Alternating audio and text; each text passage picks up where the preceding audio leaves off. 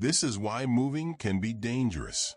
Sarah had just moved into a quaint little neighborhood, excited to begin anew after a difficult breakup. The neighbors seemed friendly, and the area felt safe. She unpacked boxes, decorated her new space, and started to enjoy her independence. One evening, as she sorted through her mail, Sarah found a small envelope with no return address. Inside, a note read, "Welcome to the neighborhood. I hope you love it here."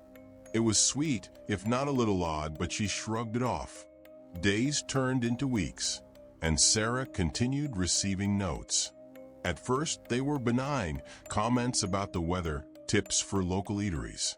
But then they started to get more personal. One note mentioned the blue dress she wore to the grocery store. Another referenced her jogging route through the park. Unease crept in. Who was sending these notes? She tried to dismiss her growing paranoia, convincing herself it was just a friendly neighbor trying to make her feel welcome. But one night, as she prepared for bed, she heard a rustling outside her window. Peeking through the curtain, she saw nothing but darkness. Just to be safe, she locked all the doors and turned on the porch light.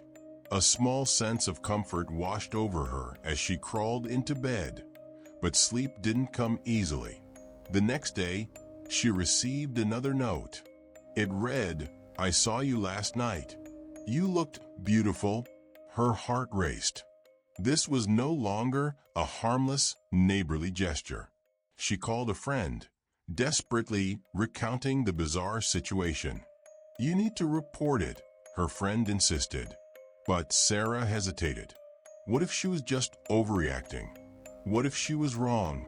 Determined to take control, Sarah decided to document the notes and keep a record of any strange occurrences. Each day, she became more vigilant, but the notes kept coming. They grew darker, more invasive. "I know your schedule," and "Don't forget to lock your windows." One evening, she returned home from work late. As she entered her house, a sinking feeling settled in her stomach. The door creaked open, revealing her living room in disarray.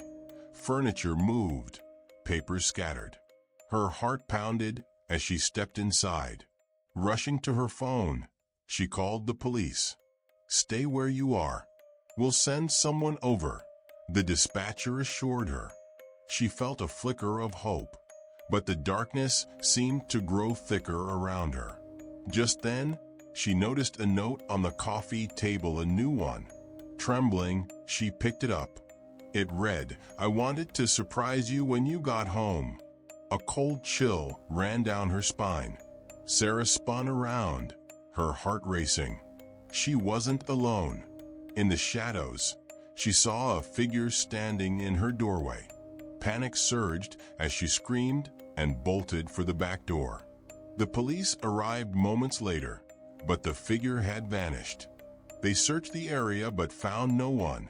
Frantic, Sarah explained everything to the officers, showing them the notes, her evidence of stalking. After a long night of questions, the police promised to patrol the area. But Sarah knew she couldn't stay there.